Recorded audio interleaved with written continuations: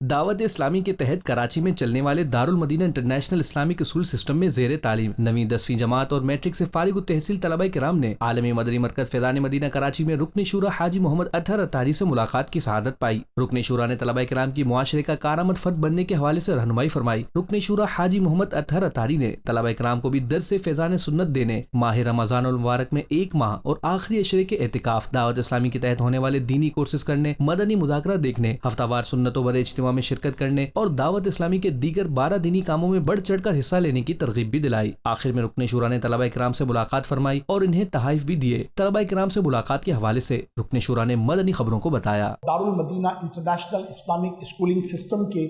کچھ وہ طلباء کے جو یہاں سے پاس آؤٹ ہو چکے ہیں اور کچھ وہ طلباء کے جو الحمدللہ ابھی 9th میٹرک میں پڑھ رہے ہیں، ان کے ساتھ آج ایک نشست تھی۔ الحمدللہ ان کا تعارف حاصل کیا گیا، انہیں درس فیضان سنت دینے کی ترغیب پیش کی گئی، انہیں ماہ رمضان کے اعتکاف کی ترغیب پیش کی گئی، انہیں الحمدللہ کورسز کرنے کی ترغیب پیش کی گئی، انہیں شیخ کامل کے مدنی مذاکروں میں شرکت کی ترغیب پیش کی گئی، انہیں ہفتہ وار اجتماع میں شرکت کی ترغیب پیش کی گئی۔ اللہ نے چاہا تو انشاءاللہ ان عاشقان رسول میں سے ایک تعداد ہے جو پورے ماہ کا اعتکاف بھی کرے گی، 10 دن کا اعتکاف بھی کرے گی، اپنا ایک وقت انشاءاللہ عالمی مدنی مرکز میں آ کر گزارا کرے گی۔ اللہ پاک شیخ کامل دامت برکاتہ العالیہ کے صدقے ہم سب کو بھرپور طریقے سے دین کی خدمت کرنے کی توفیق عطا فرمائے۔